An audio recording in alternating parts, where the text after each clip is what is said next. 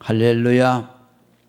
오늘 증거할 말씀의 제목은 우리를 위하시는 하나님이십니다.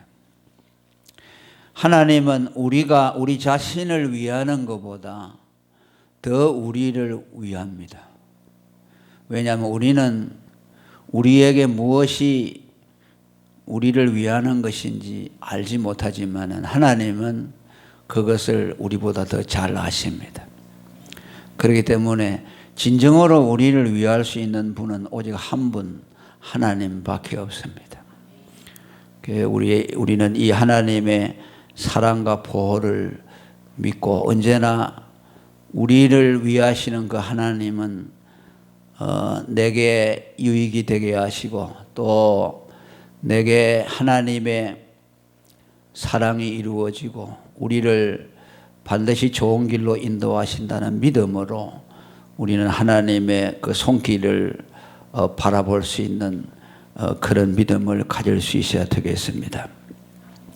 한 네 가지로 말씀을 드리려고 합니다. 하나는 우리 하나님은 우리를 대신해 싸우시는 하나님이라고 말씀합니다.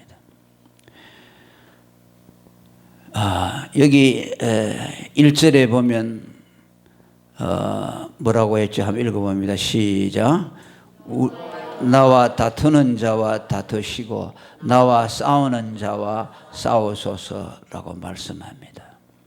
시편 기자는 하나님이 자기를 대신해서 그의 대적자와 싸워 주시는 하나님이 되어달라는 간구를 하고 있습니다. 자기가 직접 싸우는 것이 아니고 내가 이기게 해 주시옵소서라가 아니고 하나님이 나와 다투는 자와 다투어 주시고 나와 싸우는 자와 싸워 주소서. 내가 다투고 내가 싸우지 않겠습니다. 다투는 일, 싸우는 일을 하나님께 맡기고 하나님이 나를 대신해서 싸워 달라는 간구입니다. 이것은 전쟁이든 또 우리의 삶에서 부닥치는 장애물이나 또 우리를 해하려고 하는 원수 마귀에 대해서도 동일하게 적용이 됩니다. 다윗 같은 경우도 그는 전쟁에 나갈 때 언제나 자기가 대적자들과 싸운다고 생각하지 않고 하나님이 자기를 대신해서 싸워주시는 분이라는 믿음을 가졌습니다. 그러니까 오늘 같은 고백은 하나님을 의지하는 마음이 없으면 이런 고백을 할 수 없겠죠. 자기 삶을 자기가 주도하고 자기 마음대로 이끌고 나가려는 사람들에게는 이런 기도가 나올 수가 없죠. 그는 평소에 범사에 하나님을 의지하고 하나님이 자기 삶의 주권자가 되신다는 믿음을 가지고 있기 때문에 이런 기도를 올릴 수가 있는 것입니다. 히스기야 왕이 아수르 왕 사나립이 예루살렘을 공략하러 들어왔을 때 백성들이 놀라서 혼비백산했을 때 역대하 32장 8절에 보면은 저와 함께하는 자는 육신의 팔이지만 우리와 함께하는 자는 우리의 하나님 여호와시라. 반드시 그가 우리를 도우시고 우리를 대신하여 싸우리라고 말합니다. 우리가 싸우는 것이 아니라 또 하나님이 우리를 도와서 약간 도와서 주신다는 말씀이 아니라 하나님이 전쟁의 당사자가 되어서 그들을 대신해서 싸워 주신다는 말씀을 하는 겁니다.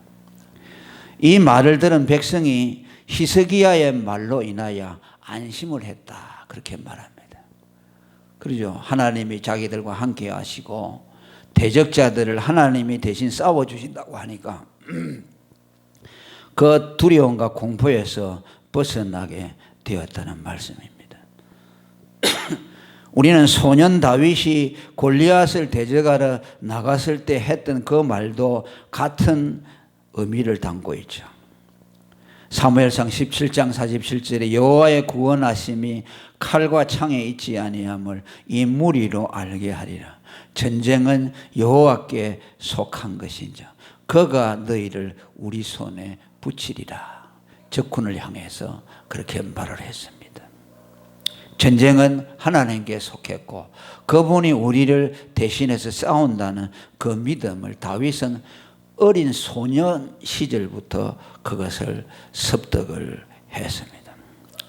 오늘도 이것은 우리 예수 믿는 사람의 동일한 삶의 원리가 되어야 합니다.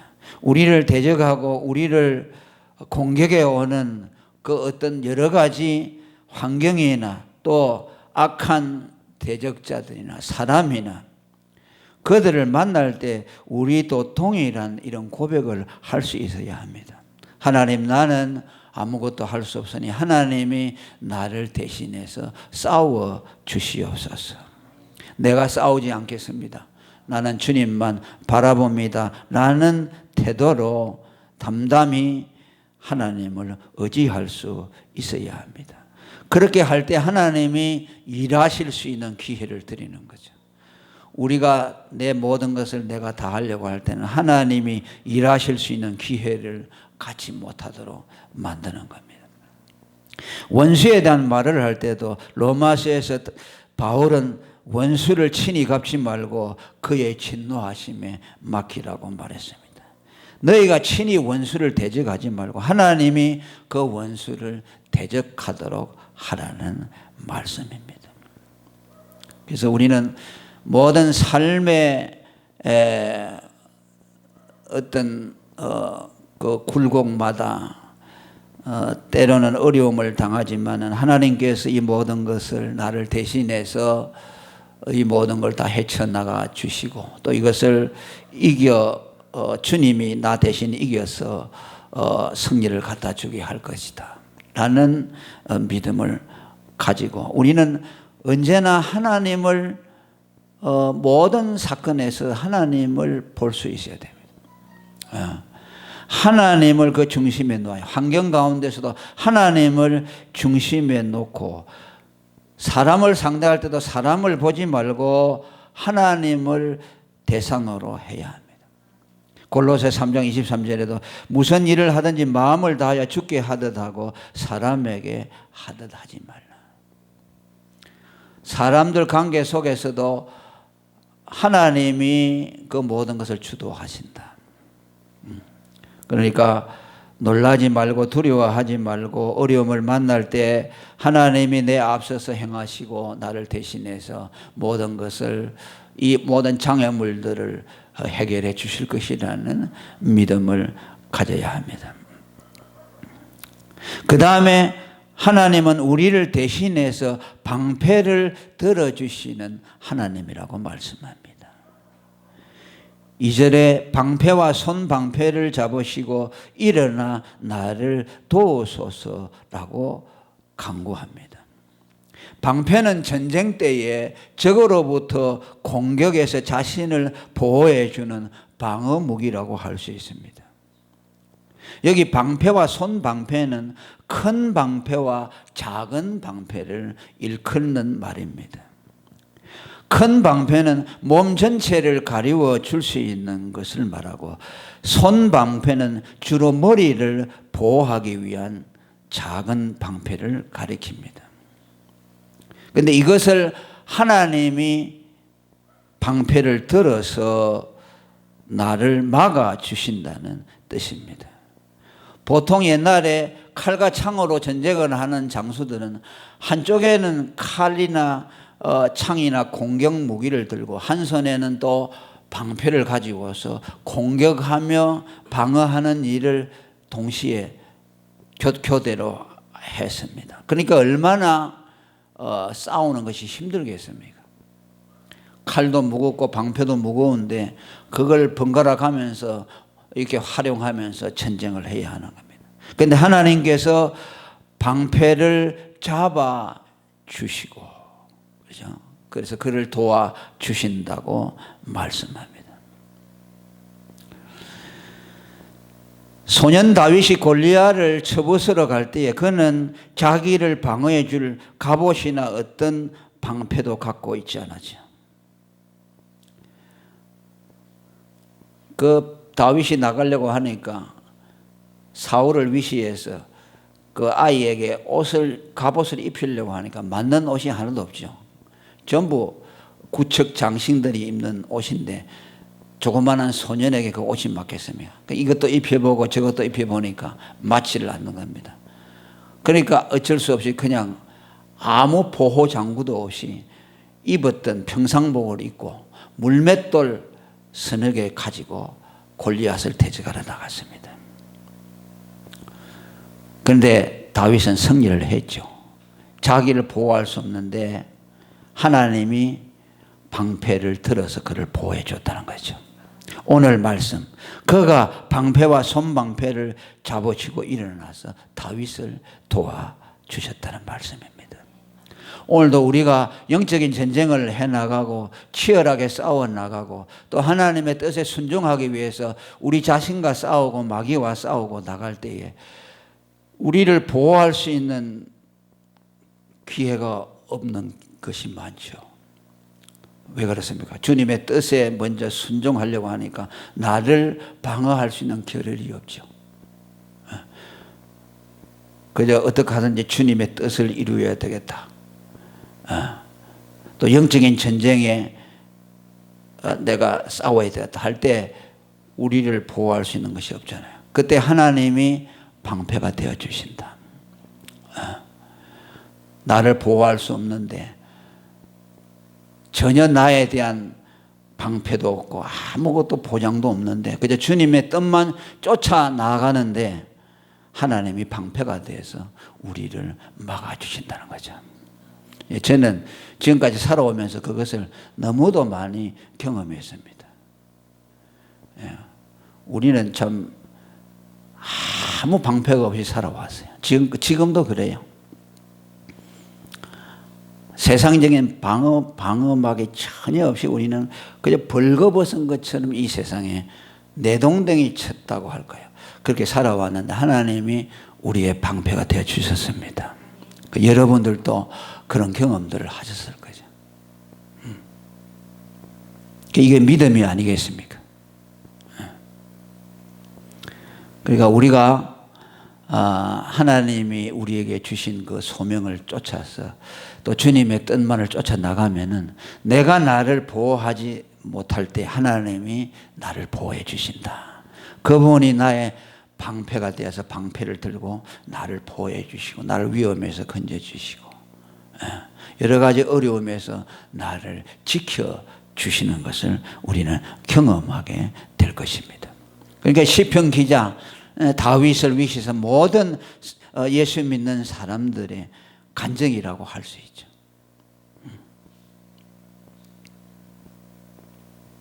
그 시편이나 여러 곳곳에 보면은 하나님은 당신을 나의 방패, 성도의 방패라고 기록한 말씀이 많습니다. 시편 3편 3절에 여호와여 주는 나의 방패시요 나의 영광이시요 나의 머리를 드시는 자이다. 그분은 나의 반석이요 피난처시요 나의 방패가 되신다고 여러 곳에 하나님이 말씀해 주고 있습니다. 그러니까 여러분들은 여러분 자신의 힘이 아니라 하나님을 방패로 삼으시기를 바랍니다. 그분만을 전심으로 의지하고 나가시면 그분이 여러분의 방패가 되어 주실 것입니다. 그리고 하나님은 또 우리들에게 추격자를 막아 주신다고 말씀합니다. 3절에 보면 창을 빼사 나를 쫓는 자의 길을 막으시고라고 했습니다. 창을 뺀다 그러죠. 하나님이 무슨 창이 있겠습니까? 하나님이 전쟁하는데 창과 칼을 가지고 하겠습니까? 그런데 의인화를 해서 마치 하나님이 인간 전투사처럼 창을 빼사 내 뒤에 서서 나를 쫓아오는 자들을 막아주셨다고 말씀합니다. 완벽한 하나님의 보호를 말씀합니다.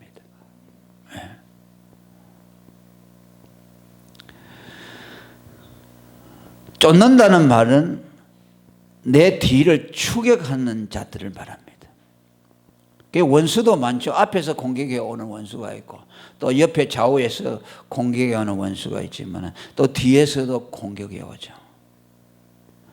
그런데 앞이나 좌우에서 공격해 오는 대적자들은 우리 눈에 보이니까 막을 수가 있죠. 피할 수가 있죠. 그러나 뒤에서 쫓아오는 추격자는 우리가 알아채기가 어렵습니다. 보통 후방에서 공격할 때에 그건 실패하기가 쉬워요. 방어하기가 어렵다고 그래요. 그런데 하나님이 그런 후방에서 우리가 알지 못하는 우리의 대적자들이 우리를 추격해 올 때 하나님이 내 뒤에서 그분의 강한 손으로 그 원수들을 막아 주신다는 뜻입니다. 하나님의 은혜지요. 은혜로 우리를 호위하신다. 그렇게 말씀한 곳이 있습니다.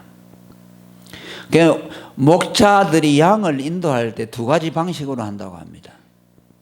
저 앞에 아직 가보지 않은 미지의 땅으로 갈 때 그 앞에 뭐 낭떠러지가 있고 험준할 때는요, 반드시 목자가 앞에 선답니다. 왜냐하니까 양들은 눈이 어둡기 때문에 뒤에서 몰면은 가다가 낭떠러지에 떨어질 위험이 있죠.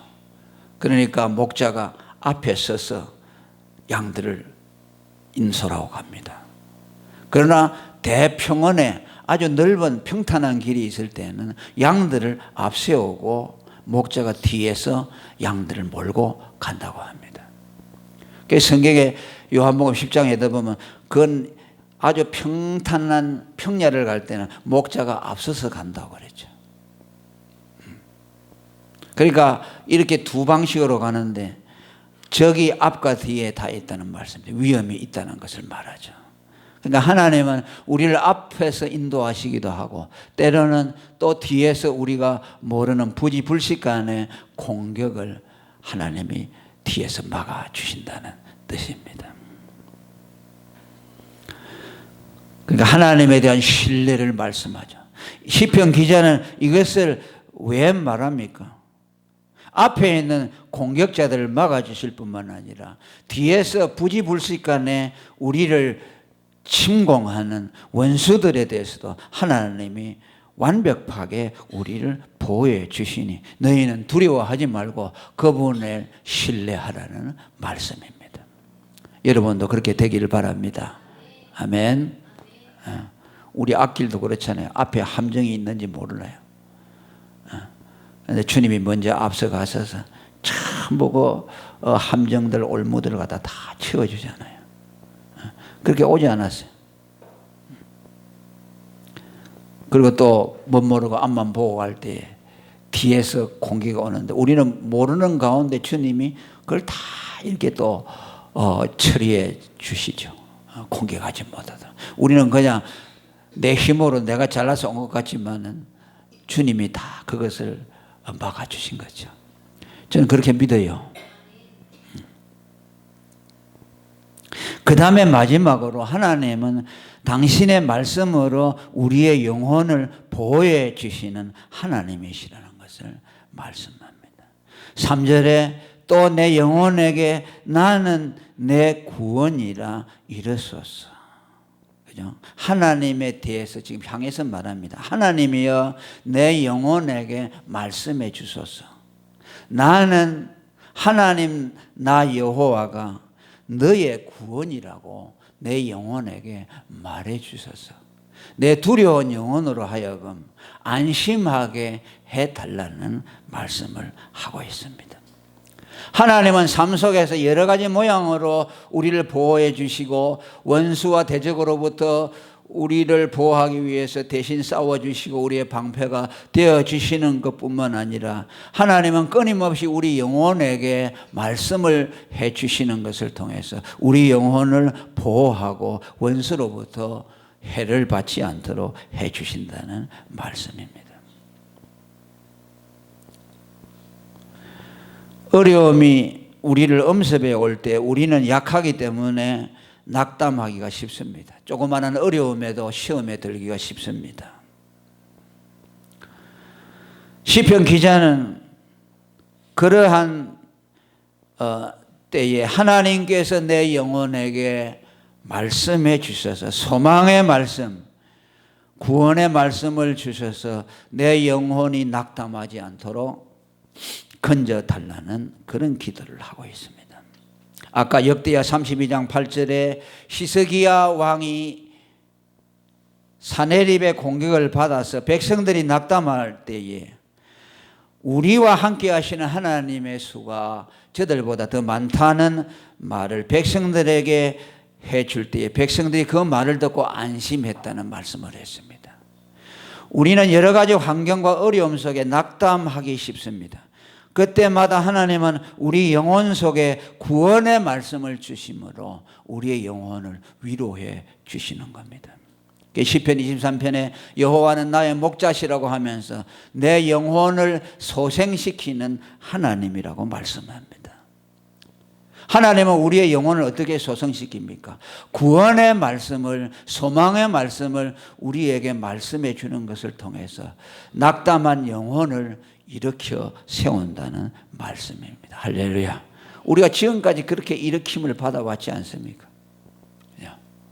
일주일 동안 세상에 치이고 공격받고 사탄의 공격, 내 마음에 여러 가지 어두움 이런 것들이 이 나를 넘어뜨리려고 할 때 우리는 또 주님 앞에 나와서 구원의 말씀을 듣고 그때 힘을 얻는 거죠. 일으킴을 받습니다. 시편 147편 18절에도 하나님은 말씀을 보내사 얼어붙은 것들을 녹이신다고 말합니다.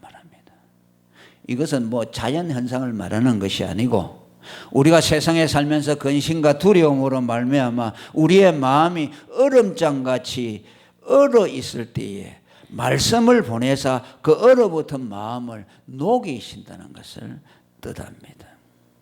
후반전에는 또 바람을 불게 하신 적 물이 흐른다.